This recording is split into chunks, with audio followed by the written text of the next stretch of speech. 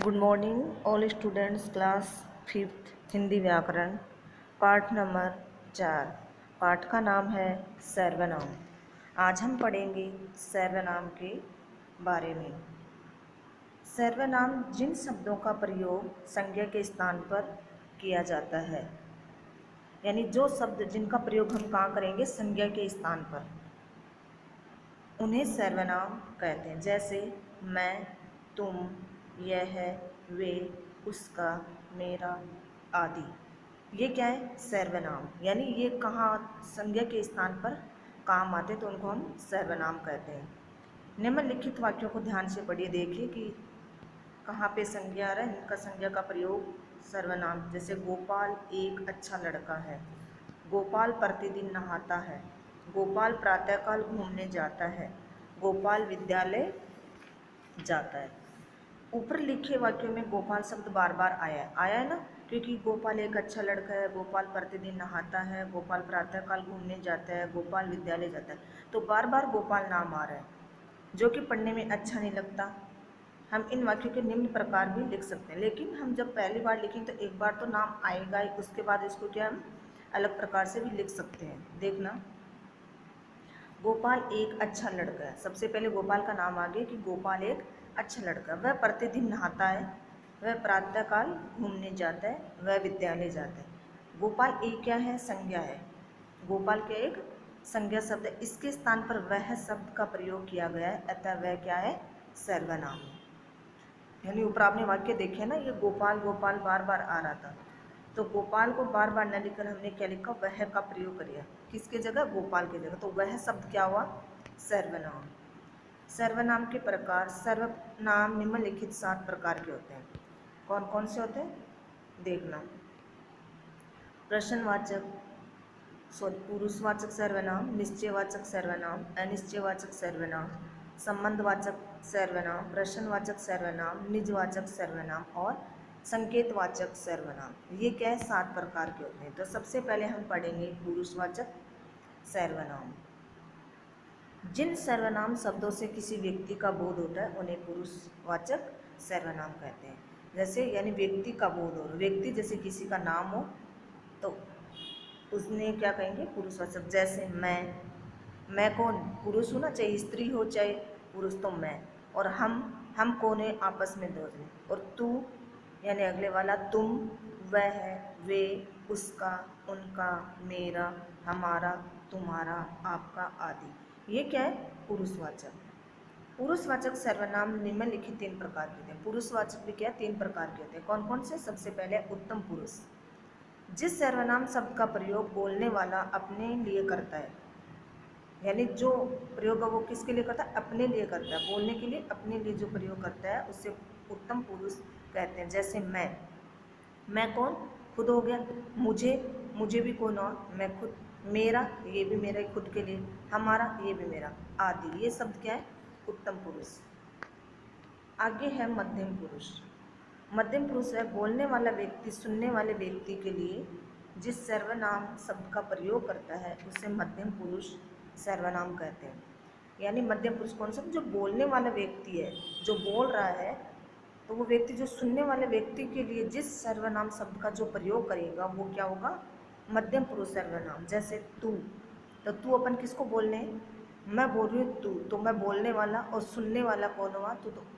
तो ये सुनने वाला जिस शब्द का प्रयोग किया जा रहा है तो वो क्या हुआ? मध्यम।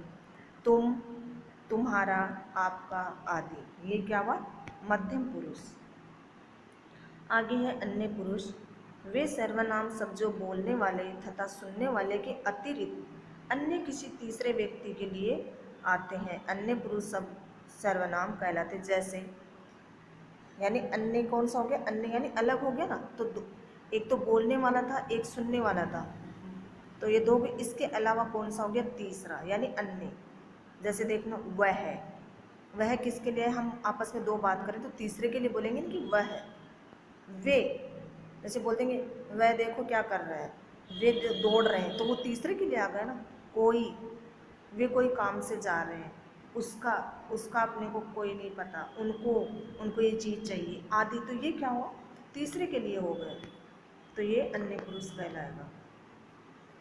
आगे सर्वनाम का दूसरा भेद है निश्चयवाचक सर्वनाम।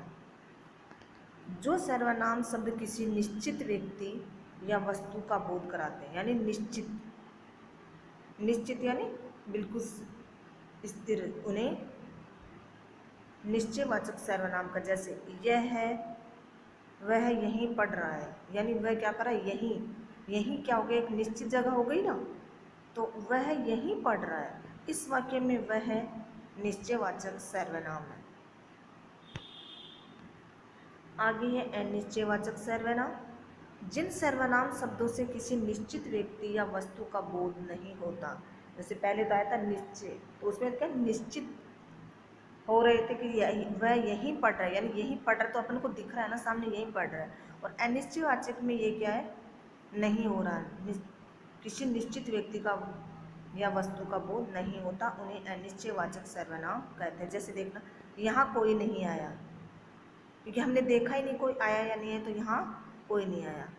पानी में कुछ पड़ा है, पानी में कुछ पड़ा है, तो इन वाक्यों में कोई और कुछ, ये जो दो शब्द हैं, ये क्या है, अनिश्चयवाचक सर्वनाम। जैसे यहाँ कोई नहीं आया, तो कोई, कोई जो शब्द है, एक पानी में कुछ पड़ा है, तो कुछ शब्द, ये दोनों शब्द क्या है, अनिश्चयवाचक सर्वनाम।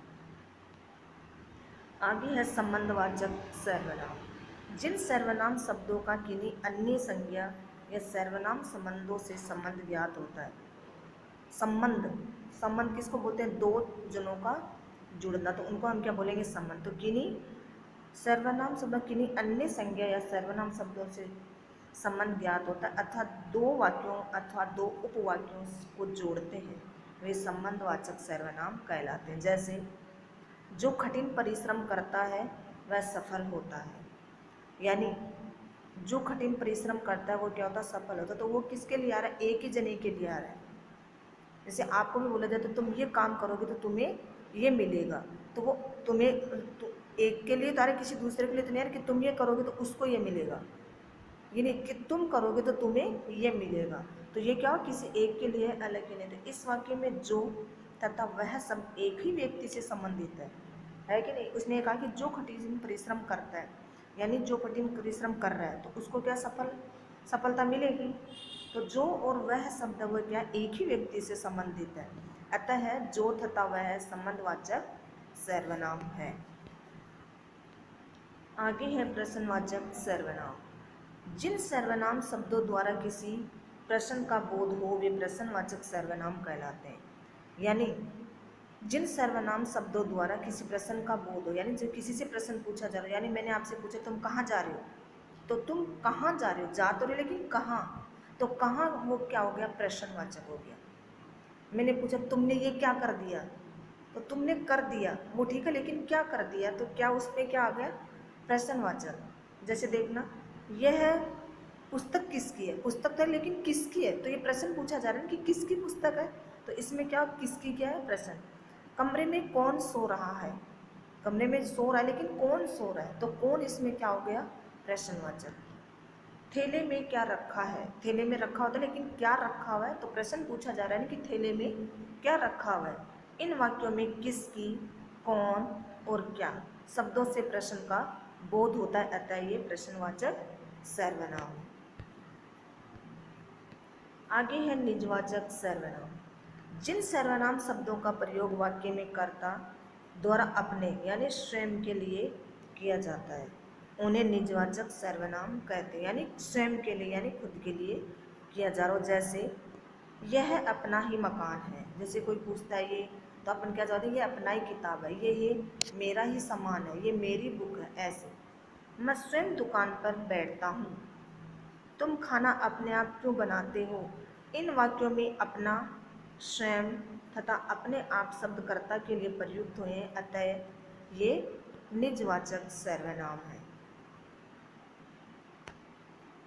आगे है संकेतवाचक सर्वनाम। जिन सर्वनाम शब्दों से किसी व्यक्ति या वस्तु की ओर संकेत किया जाए वे संकेतवाचक सर्वनाम कहलाते हैं। यानी जिन सर्वनाम शब्दों से किसी व्यक्ति हो या वस्तु हो उसकी तरफ क्या हो, संकेत किया जाए। संकेत किस बोलते हैं, इशारा करना।